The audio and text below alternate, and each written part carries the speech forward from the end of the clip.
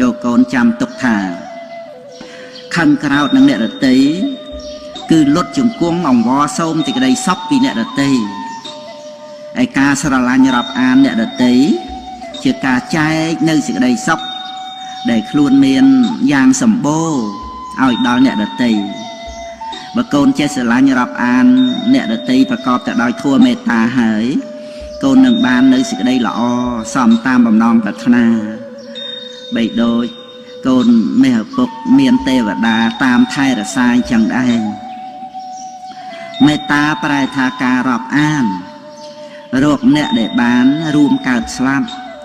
គ្រប់គ្នាប្រាថ្នាសុខឆាប់ឆាប់បញ្ញាប់ចង់រួចពីទុក្ខាសត្វលោកស្រឡាញ់ខ្លួនឯងណាស់កិលេសសែនក្រាស់គ្រប់អាត្មាព្រះឲ្យយកខ្លួនជាឧបមាសត្វក្នុងលោកាប្រាថ្នាសុខអធិស្រ័យសត្វមិនដូចគ្នាចាត់ចែងការងារតាមភូមិស្រុកប៉ុន្តែសត្វលោកប្រឹងសម្រុកធ្វើការយកសុខដូចតែគ្នាកាលណាបានយល់ដូច្នេះហើយចម្លើយដ៏ល្អគឺភាវនាចម្រើនមេត្តាជ្រោចគំគាព្រួញពឹសខ្លាយជាបុប្ផាស្រស់កូនមេឪពុកមនុស្សគ្រប់រូបដែលបានកើតមកក្នុងโลករមែងមានការតាក់ទងគ្នាដោយពាក្យនិយាយមានអំណាចដល់ក្រៃលែងកូនត្រូវយល់ដូចតទៅ1ពាក្យនិយាយអាចដូរផ្លាស់ហេតុអាក្រក់ឲ្យคลายមកជាហេតុល្អបាន2ពាក្យនិយាយអាចដូរផ្លាស់មនុស្សដែលមានទុក្ខឲ្យភ្លេចទុក្ខបាន3ពាក្យនិយាយអាចដូរផ្លាស់មនុស្សខ្ជិលឲ្យមកជាអ្នកមានព្យាយាមបាន4ពាក្យនិយាយអាចដូរផ្លាស់មនុស្សល្ងងឲ្យមកជាមនុស្សឆ្លាតបាន5ពាក្យនិយាយអាចដូរផ្លាស់មនុស្សដែលកំពុងមានកង្វល់ឲ្យជាមនុស្សស្ងប់រងាប់បាន6ពាក្យនិយាយអាចដូរផ្លាស់មនុស្សជាចេះរឹងរូសឲ្យត្រឡប់មកជាមនុស្សប្រដៅងាយទៅបាន7ពាក្យនិយាយអាចដូរផ្លាស់មនុស្សដែលខូចសតិឲ្យមានសតិវិញបាន8ពាក្យនិយាយអាចធ្វើឲ្យមនុស្សឆ្លោះគ្នាទៅជាល្អនឹងគ្នាបាន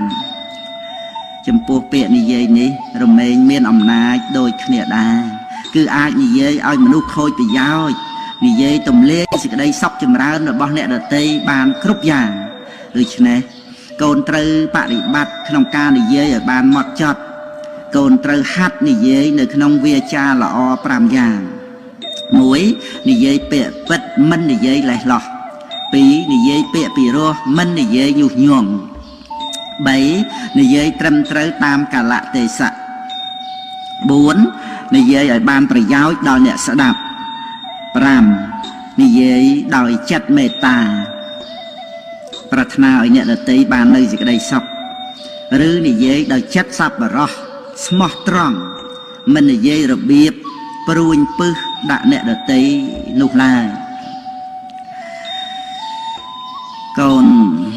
មេឪពុកឪពុកប្រាថ្នាឲ្យកូនបានចូលដល់សេចក្តីល្អ10ប្រការគឺ1កូនត្រូវជាអ្នកមានសិលធម៌ប្រចាំខ្លួន2កូនត្រូវស្វែងរកការចេះដឹងមកដាក់ខ្លួន3កូនត្រូវគប់រកតែជាមួយនឹងមិត្តពិតប្រាកដ4កូនត្រូវជាមនុស្សប្រដៅងាយ5កូនត្រូវចេះជួយកិច្ចការអ្នកដទៃ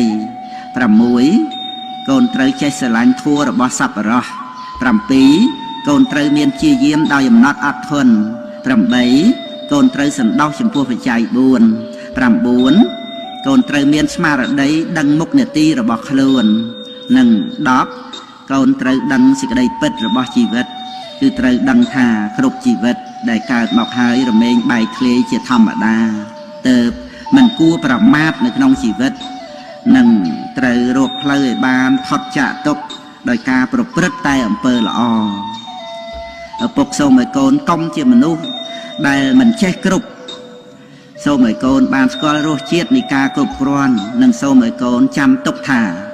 មិនមានរបស់ណាក្នុងโลกដែលអាចធ្វើឲ្យកូនបានឆ្អែតគ្រប់គ្រាន់ ក្រៅតែពីកូនខ្លួនឯងព្រមគ្រប់នោះឡើយនឹងយ៉ាងទៀតក្នុងโลกនេះដែរมันមានអ្វីណាដែលល្អសម្រាប់ខ្លួនកូនឲ្យក្រៃលែងជាងកូនជាមនុស្សល្អនោះឡើយសម្បត្តិក្នុងโลกมันអាចគ្រប់มันអាចបញ្ឈប់នៅតណ្ហាមានតែខ្លួនឯងឈប់ត្រូវការដោយសារបញ្ញាទៅបានគ្រប់សម្បត្តិក្នុងโลกมันអាចល្អស្មើនឹងធัวសនាំចាកភពធัวពិតកូនឪត្រូវខ្សែគប់ព្រមទាំងគោរពខ្លួនឯងផង